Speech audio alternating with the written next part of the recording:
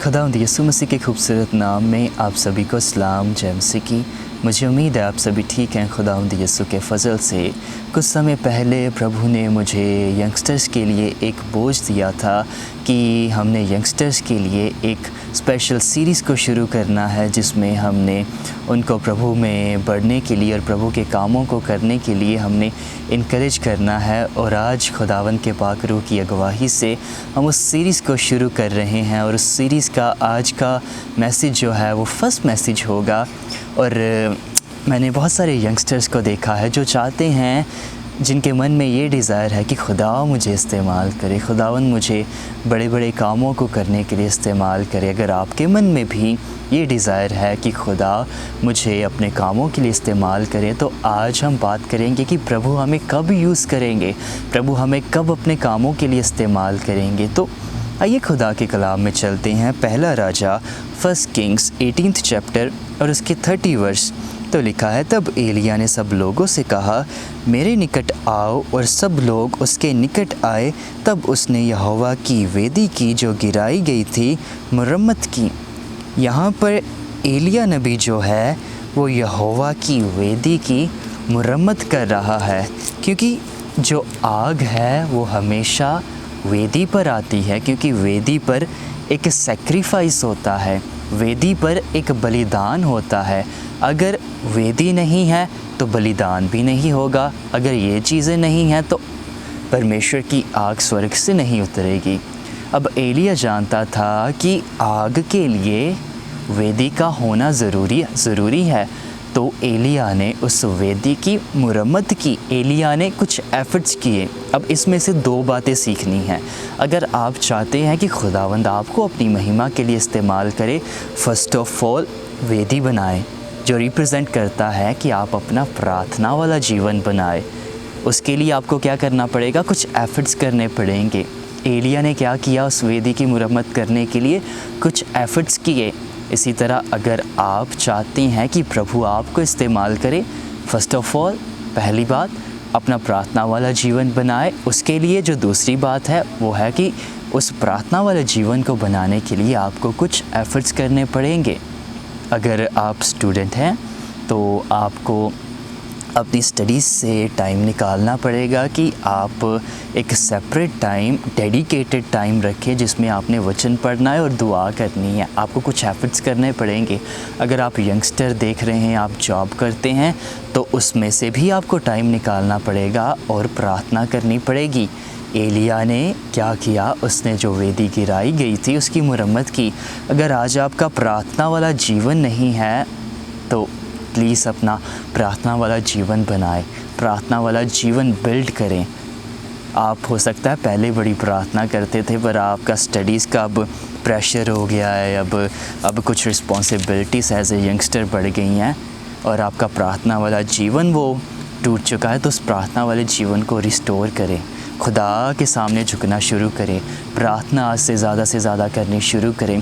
प्रभु का वचन रोमियो उसका 12वां चैप्टर, रोमन्स उसका 12th चैप्टर और 1st वर्स में पता क्या कहता है, इसीलिए हे भाइयों, मैं तुमसे परमेश्वर की दया स्मरण दिला कर विनती करता हूँ कि अपने शरीरों को जीवित और पवित्र और परमेश्वर को भावता हुआ बलिदान करके चढ़ाओ, यही तुम्हारी आत्मिक सेवा है।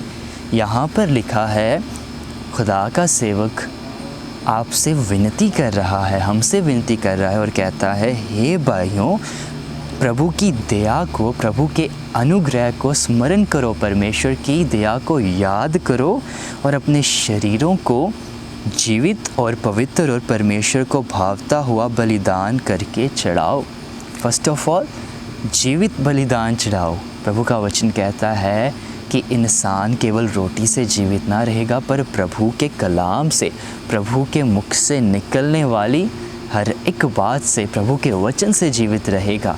हालेलुया। अब यहाँ पर अगर हम देखें कि जब एलिय्याह नबी के समय में वो जो बलिदान था वो मरा हुआ बलिदान था, पर नए नियम में खुदा का कलाम कहता है अपने आप को जीवित बलिदान चढ़ाओ।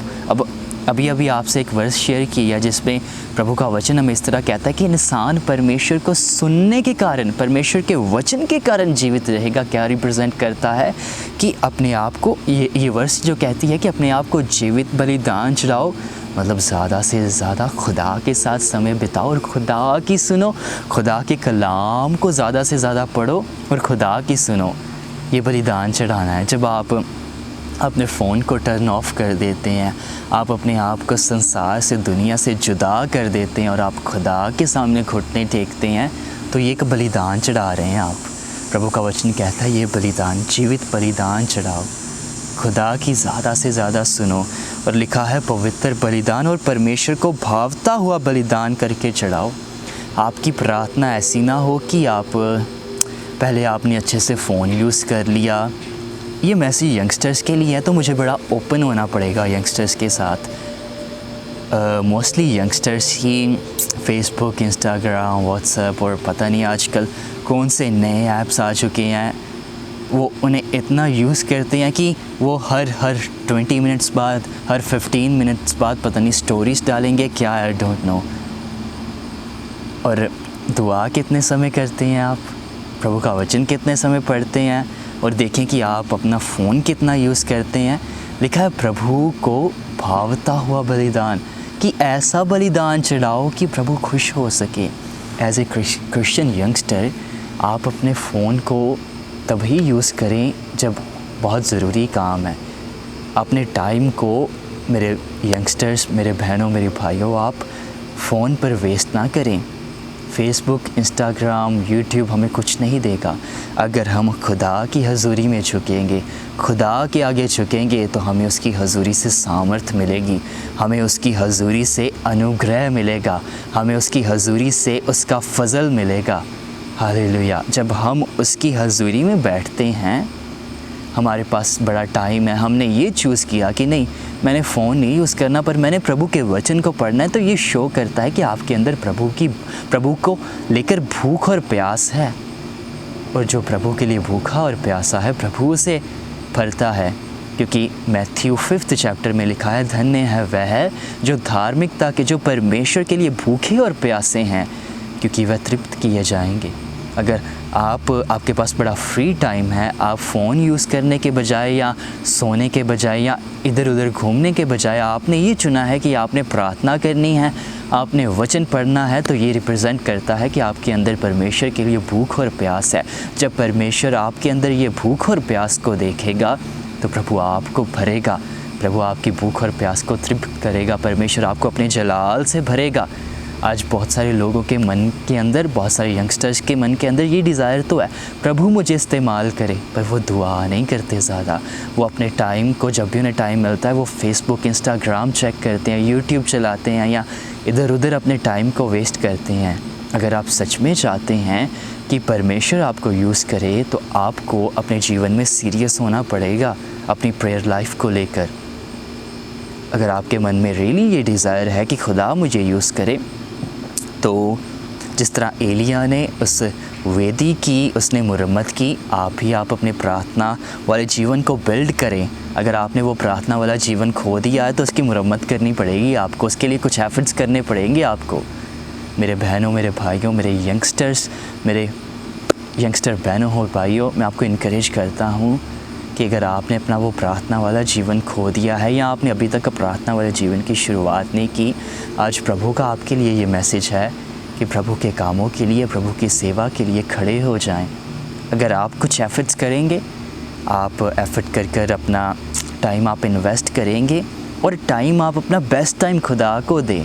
अगर आपने सुबह कॉलेज जाना है या काम पर जाना है, तो अर्ली मॉर्निंग उठें, सबसे पहले खुदा के साथ समय बिताएं, अपने फ़ोन को बाद में देखें या और कोई काम बाद में करें। सबसे पहले खुदा के साथ समय बिताएं। घर आकर अपने स्टडीज़ वगैरह आप फिनिश कर अपना वर्क फिनिश कर आप खुदा के साथ समय बिताएं। ज़्यादा से ज़्यादा कलाम को पढ़ें, ज़्यादा से ज़्यादा वचन के साथ समय बिताएं।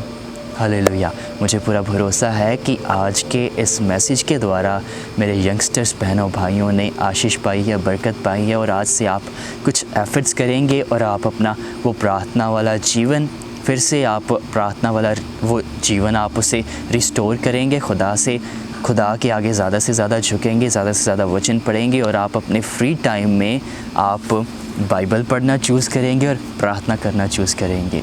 खुदावंद आपको बरकत दे, खुदा में बने रहें। अगर आप चाहते हैं कि हम इसी तरह इस यूथ की सीरीज़ को कंटिन्यू रखें तो आप प्लीज़ हमें कमेंट्स करें। आप कमेंट्स में हमें बता सकते हैं आपने आज के कलाम के द्वारा क्या सीखा, ताकि जो लोग आपके कमेंट्स को देखें वो भी बरकत पा सकें, वो भी कुछ सीख सकें और अपनी दुआओं में हमें याद रखें। अगर आपकी कोई प्रेयर रिक्वेस्ट है तो आप हमें इनबॉक्स कर सकते हैं, आप कमेंट्स में अपनी प्रेयर रिक्वेस्ट हमें भेज सकते हैं, हम आपके लिए ज़रूर दुआ करेंगे। खुदावंद आपको बरकत दे। अगर आज आपने खुदावंद के वचन में से कुछ सीखा है तो आप इस वचन को ज़रूर अपने बहनों भाइयों के साथ शेयर करें। अगर आप YouTube पर सुन रहे थे तो हमारे चैनल को ज़रूर सब्सक्राइब करें और खुदावंद के साथ चलते रहें और निरंतर दुआ करते रहें। हम बहुत जल्दी फिर मिलेंगे।